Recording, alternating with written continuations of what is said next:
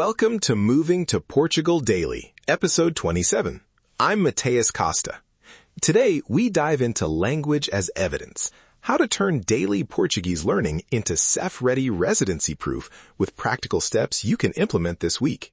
Here's the common pain point. You've been studying Portuguese for months, attending classes, joining meetups, and practicing every day. But when it comes time to present residency evidence, SEF sometimes treats those activities as weak or informal. I've seen good people denied or asked for more proof simply because their records were casual, inconsistent, or missing timestamps. That feels unfair, but it's solvable.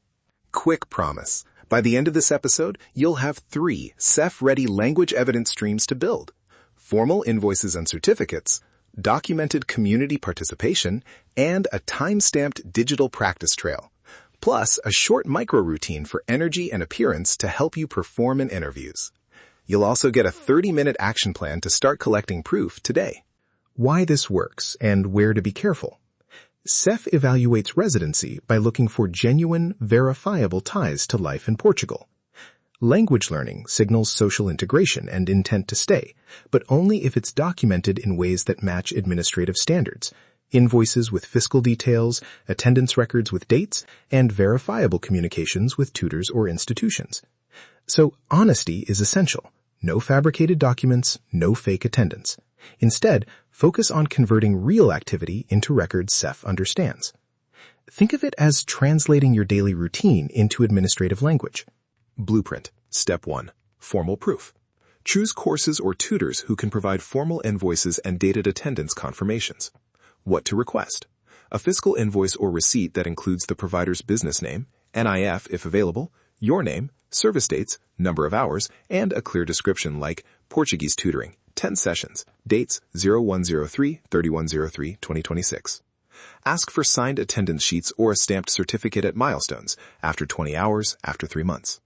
If you work with independent tutors, request monthly invoices and keep payment screenshots tied to those invoices. These formal records are low-argument evidence. SEF can verify them. A practical tip.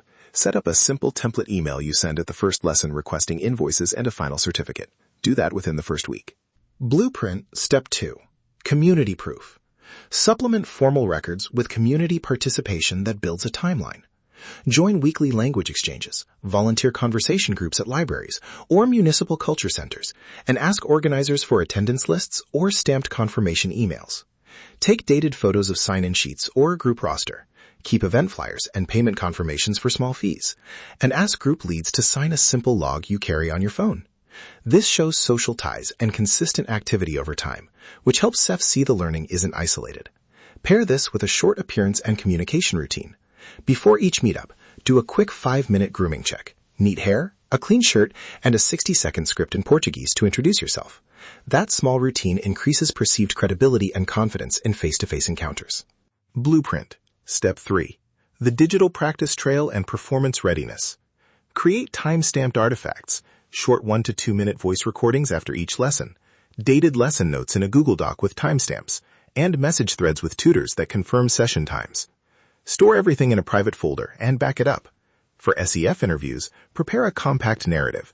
Explain your learning path with concrete dates and documents.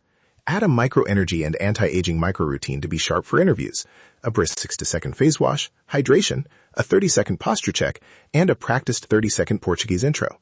This combination of precise records and a confident, tidy presentation makes a big difference.